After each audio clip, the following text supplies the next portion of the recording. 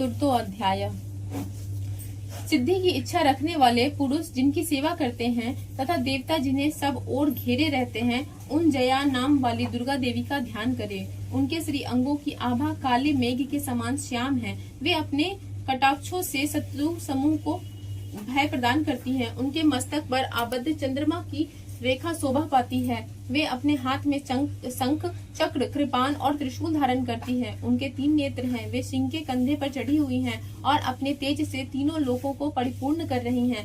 ऋषि कहते हैं, अत्यंत पराक्रमी दुरात्मा महिषासुर तथा उसकी दैत्य सेनाओं के देवी के हाथों से मारे जाने पर इंद्र आदि देवता प्रणाम के लिए गर्दन तथा कंधे झुकाकर उन भगवती दुर्गा का उत्तम वचनों द्वारा स्तवन करने लगे। उस समय उनके सुंदर अंगों में अत्यंत हर्ष के कारण रोमांच हो आया था। देवता बोले, संपूर्ण देवताओं की शक्ति का समुदाय ही जिनका स्वरूप है तथा जिन देवी ने अपने शक्ति से संपूर्ण जगत को व्याप्त कर रखा है, समस्त देवताओं और महर्षियों की पूजनीय उन जगदम्बा को हम भक्ति पूर्वक नमस्कार करते हैं। वे हम लोगों का कल्याण करें, जिनके अनुपम प्रभाव और बल का वर्णन करने में भगवान शेषनाग, ब्रह्मा जी तथा महादेव जी भी समर्थ नहीं हैं। वे भगवती चंडिका संपूर्ण जगत का पालन एवं अशुभ भय का नाश करने का विचार करें।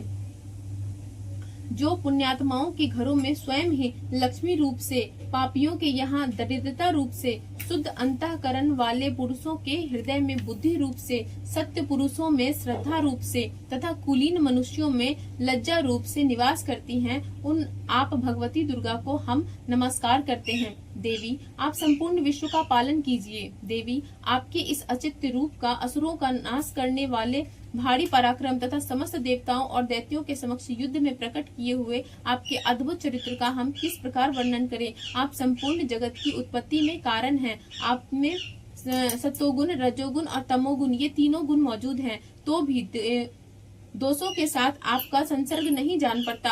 भगवान विष्णु और महादेव जी आदि देवता भी आपका पार नहीं पाते। आप ही सबका आश्रय हैं। समस्त जगत आपका अंशभूत है, क्योंकि आप सबकी आदिभूत अव्याकृता परा प्रकृति है। देवी, संपूर्ण यज्ञों में जिसके उच्चारण से सब देवता तृप्ति लाभ करते हैं, वह स्वाहा आप ही हैं। इसके अतिरिक्त आप पितरों की भी तृप्ति का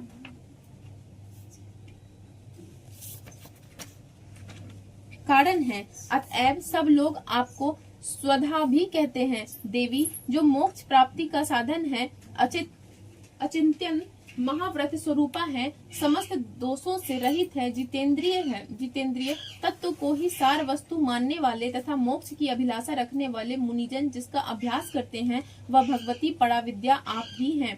आप शुद्ध स्वरूपा हैं। अत्यंत निर्मल ऋग्वेद, यजुर्वेद तथा उद्गीथक के मनोहर पदों के पाठ से युक्त साम वेद का भी आधार आप ही हैं। आप देवी त्रयी हैं और भगवती छयो ऐश्वर्यों से युक्त हैं। इस विश्व की उत्पत्ति एवं पालन के लिए आप ही वार्ता, खेती एवं आजीविका के रूप में प्रकट हुई हैं। आप संपूर्ण जगत की घोर पीड़ा का नाश करने वाली हैं। देवी, जिसे समस्त शस्त्रों के सार का ज्ञान होता है, वह भेदा शक्ति आप ही हैं। दुर्गम भव सागर से पार उतारने वाली नौका रूप दुर्गा देवी भी आप ही हैं। आपकी कहीं भी आसक्ति नहीं है। कैटभ के शत्रु भगवान विष्णु के वक्ष स्थलों में एकमात्र निवास करने वाली भगवती लक्ष्मी तथा भगवान चंद्रशेखर द्वारा सम्मानित गौरी देवी भी आप ही हैं। आपका मुख मंद मुस्कान से सुशोभित निर्मल पूर्ण चंद्रमा के बिंब का अनुकरण करने वाला और उत्तम सुवर्ण की मनोहर कांति से कमनीय है, तो भी उसे देखकर महिषासुर को क्रोध हुआ और सहसा उसने उस पर प्रहार कर दिया। यह बड़े आश्चर्य की बात है। देवी, वही मुख जब क्रोध से युक्त होने पर उदय काल के चंद्रमा की भांति लाल और तनी हुई भौं के कारण विकराल हो उठा, तब उसे देखकर जो महिषासुर के प्राण तुरंत नहीं निकल गए, यह उसे भी बढ़कर आश्चर्य की बात है, क्योंकि क्रोध में भरे हुए यमराज को देखकर भला कौन जीवित रह सकता है। देवी, आप प्रसन्न हो। परमात्मा स्वरूपा, आपके प्रसन्न होने पर जगत का अभ्युदय होता है और क्रोध में भर जाने पर आप तत्काल ही कितने कुलों का सर्वनाश कर डालती हैं। यह बात अभी अनुभव में आई है, क्योंकि महिषासुर की यह विशाल सेना क्षण भर में आपके कोप से नष्ट हो गई है। सदा अभ्युदय प्रदान करने वाली आप जिन पर प्रसन्न रहती हैं वे ही देश में सम्मानित हैं। उन्हीं को धन और यश की प्राप्ति होती है। उन्हीं का धर्म कभी शिथिल नहीं होता तथा वे ही अपने हुष्ट पुष्ट स्त्री पुत्र और भृत्यों के साथ धन्य माने जाते हैं। देवी, आपकी ही कृपा पुण्यात्मा पुरुष प्रतिदिन अत्यंत श्रद्धा पूर्वक सदा सब प्रकार के धर्मानुकूल कर्म करता है और उसके प्रभाव से स्वर्गलोक में आता है। इसलिए आप तीनों लोकों में निश्चय ही मनोवांछित फल देने वाली हैं। माँ दुर्गे, आप स्मरण करने पर सब प्राणियों का भय हर लेती हैं और स्वयं पुरुषों द्वारा चिंतन करने पर उन्हें परम कल्याणमयी बुद्धि प्रदान करती हैं। दुख, दरिद्रता और भय हरने वाली देवी, आपके सिवा दूसरी कौन है जिसका चित्त सबका उपकार करने के लिए सदा ही दयार्द रहता हो। देवी, इन राक्षसों के मारने से संसार को सुख मिले तथा यह राक्षस चिरकाल तक नरक में रहने के लिए भले ही पाप करते रहे हों, इस समय संग्राम में मृत्यु को प्राप्त होकर स्वर्गलोक में जाएं। निश्चय ही यही सोचकर आप शत्रुओं का वध करती हैं। आप शत्रुओं पर शस्त्रों का प्रहार क्यों करती हैं? समस्त असुरों को दृष्टिपात मात्र से ही भस्म क्यों नहीं कर देती? इसमें एक रहस्य है। ये शत्रु भी हमारे शस्त्रों से पवित्र होकर उत्तम लोकों में जाएं। इस प्रकार उनके प्रति भी आपका विचार अत्यंत उत्तम रहता है। खड्ग के तेज पुंज की भयंकर दीप्ति से तथा आपके त्रिशूल के अग्रभाग की घनीभूत प्रभा से चौंधिया कर जो असुरों की आंखें फूट नहीं गई, उसमें कारण यही था कि वे मनोहर रश्मियों से युक्त चंद्रमा के समान आनंद प्रदान करने वाले आपके इस सुंदर मुख का दर्शन करते थे। देवी, आपका शूल दुराचारियों के बुरे बर्ताव को दूर करने वाला है। साथ ही यह रूप ऐसा है जो कभी चिंतन में भी नहीं आ सकता और जिसकी कभी दूसरों से तुलना भी नहीं हो सकती तथा आपका बल और पराक्रम तो उन दैत्यों का भी नाश करने वाला है जो कभी देवताओं के पराक्रम को भी नष्ट कर चुके थे। इस प्रकार आपने शत्रुओं पर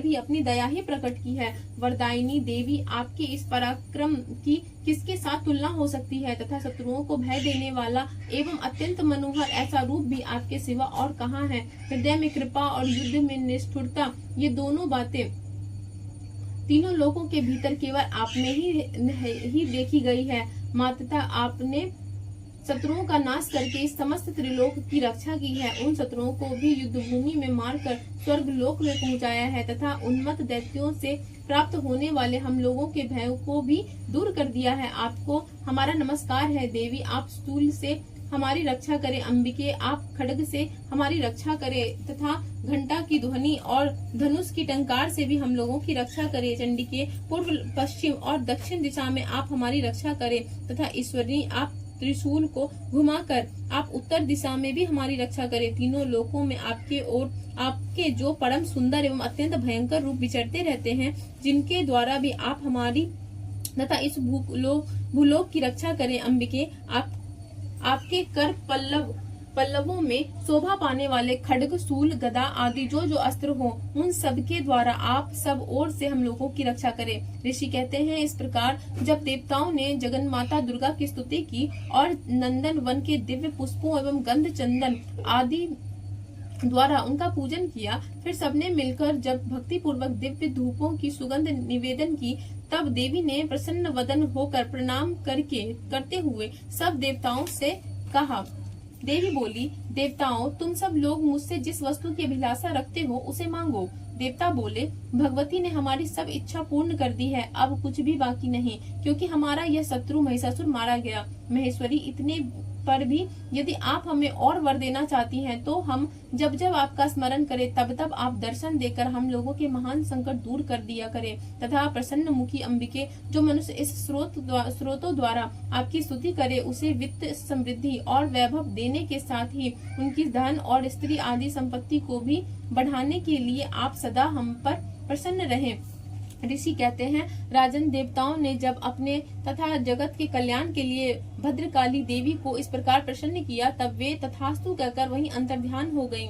भूपाल, इस प्रकार पूर्व काल में तीनों लोकों का हित चाहने वाली देवी जिस प्रकार देवताओं के शरीर से प्रकट हुई थी, वह सब कथा मैंने कह सुनाई। अतः पुनः देवताओं का उपकार करने वाली वे देवी दुष्ट दैत्यों तथा शुंभ निशुंभ का वध करने एवं सब लोगों की रक्षा करने के लिए गौड़ी देवी के शरीर से जिस प्रकार प्रकट हुई थी, वह सब प्रसंग मेरे मुंह से सुनो। मैं उनका तुमसे यथावत वर्णन करता हूँ। इस प्रकार श्री मार्कंडेय पुराण में सार्वजनिक मनवंतर की कथा के अंतर्गत देवी महात्म्य में संक्रांति स्तुति नामक चौथा अध्याय पूरा हुआ।